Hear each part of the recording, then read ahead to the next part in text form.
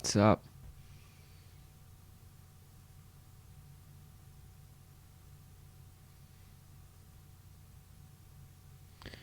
Hey, why are you staring at me?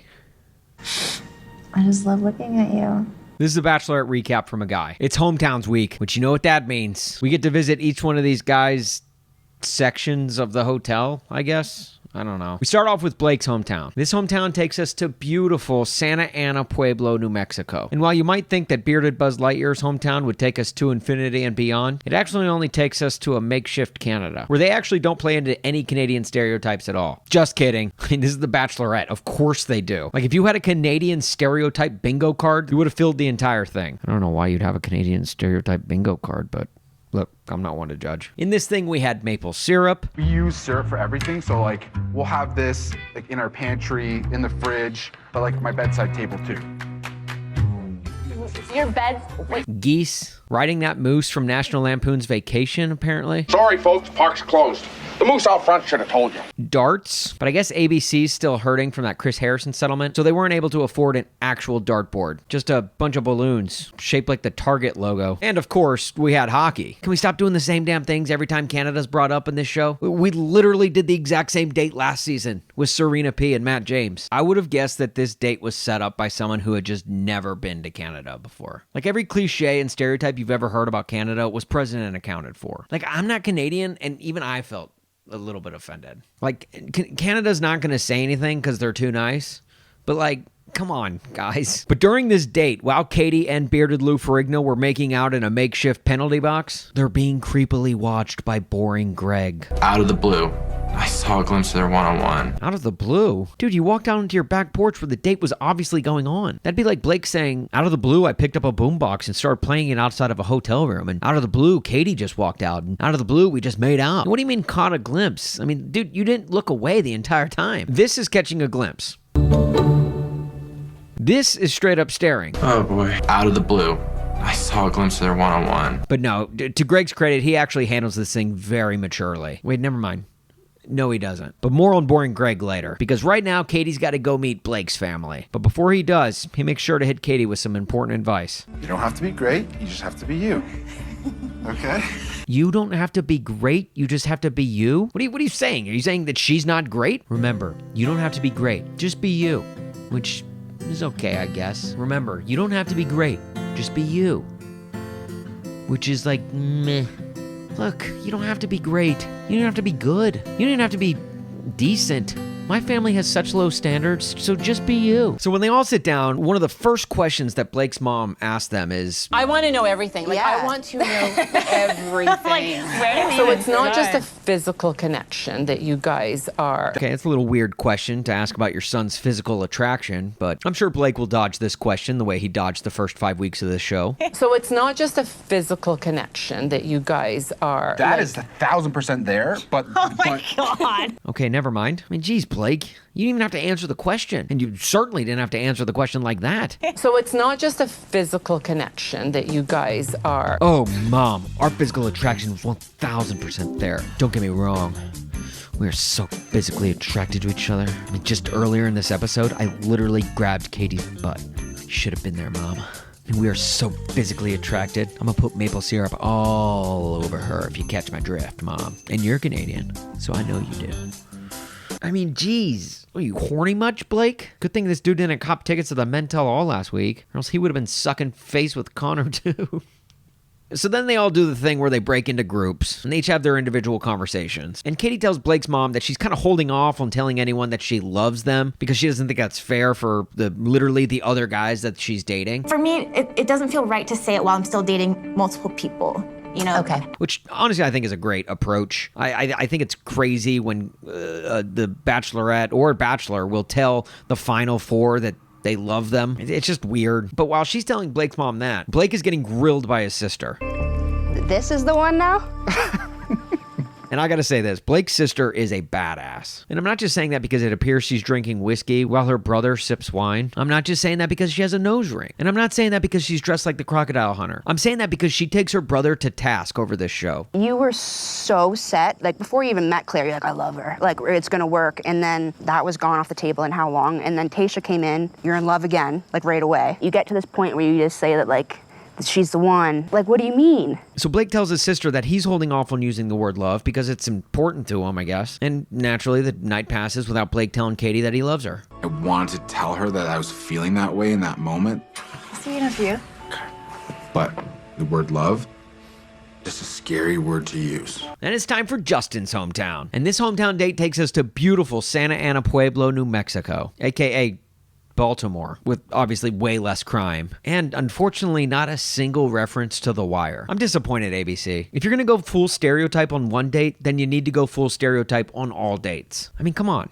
If you come at the king, you best not miss. You come at the king, you best not miss. So on this date, did Katie get to meet Justin's parents?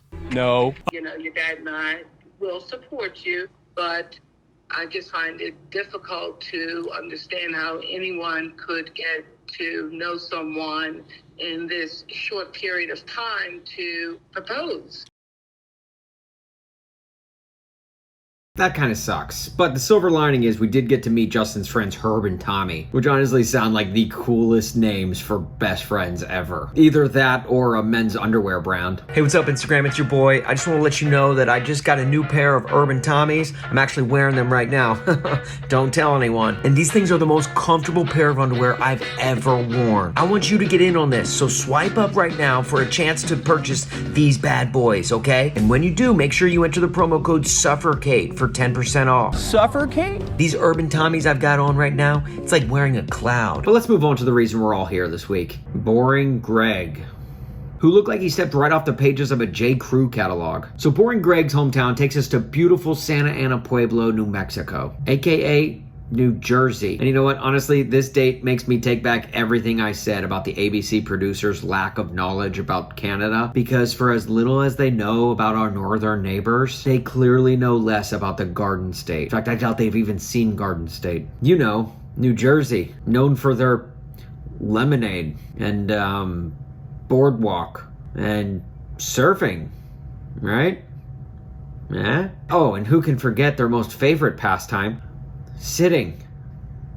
I mean, damn, they made New Jersey look almost as boring as Greg. Clearly, they forgot about the turnpikes and stuff. But since this is Boring Greg, and he gets uncomfortably giddy at the thought of fake rain, he gets that producer with the hose back out to make it fake rain again. Really? Shut up. Okay.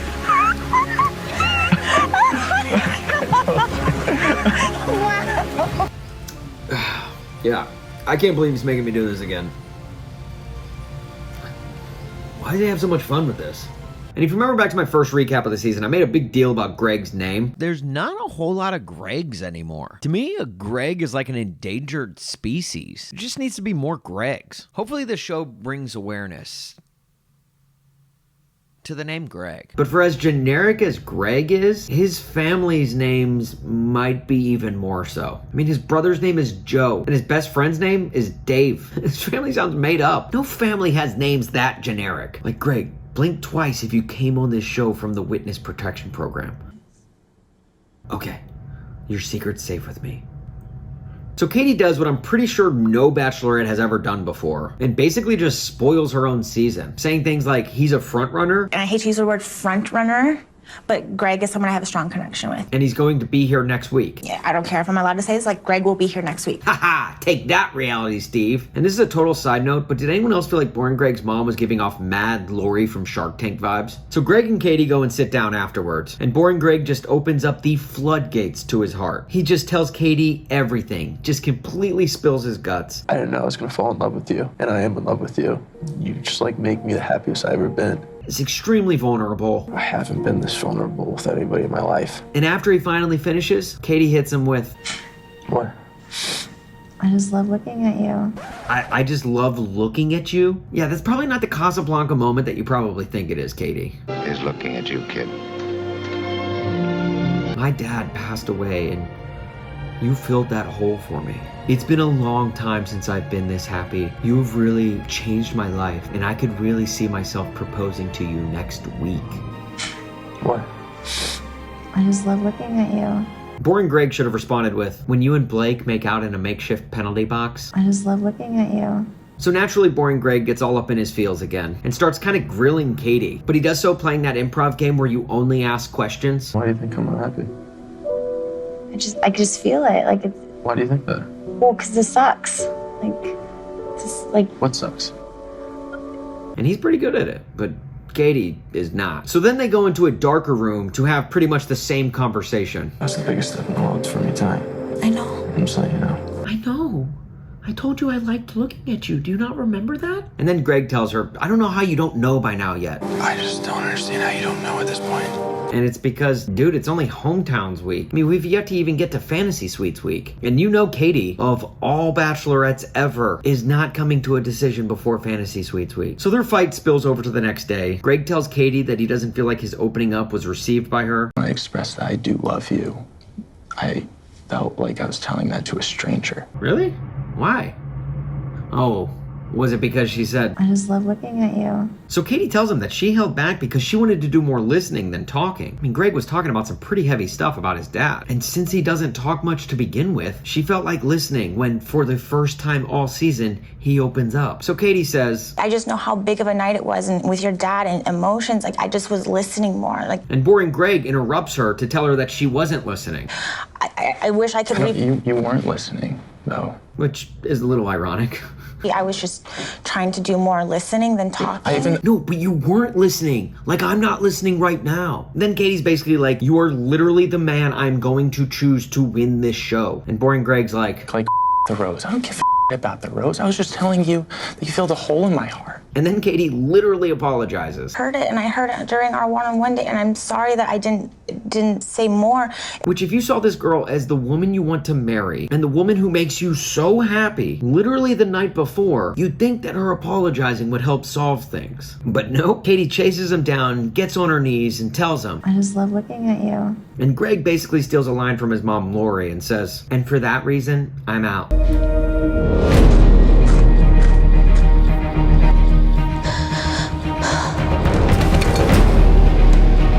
So then Katie's like, I'm done. I am done. I want to go home. I am done.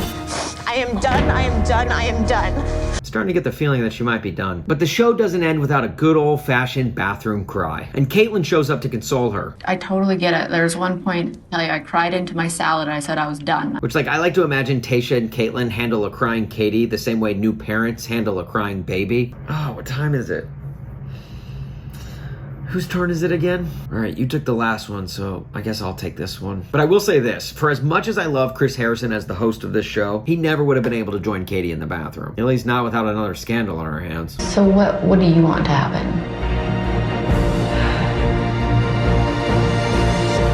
I want someone to book my flight home. So anyway, that's gonna do it for this week. And I know what you're thinking. But wait, Austin, you didn't make fun of the celebrity dating game yet. Don't worry.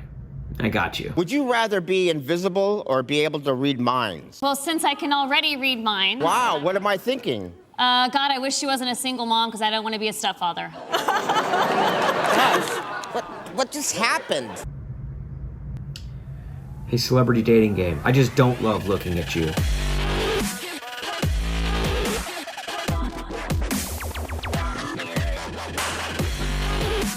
Oh, that is 1,000% there. Oh, that is 1,000% there, Mom. I'm so physically attracted to her, Mom. I'm gonna put maple syrup all over. I'm gonna put maple syrup on her like a pancake, if you catch my drift.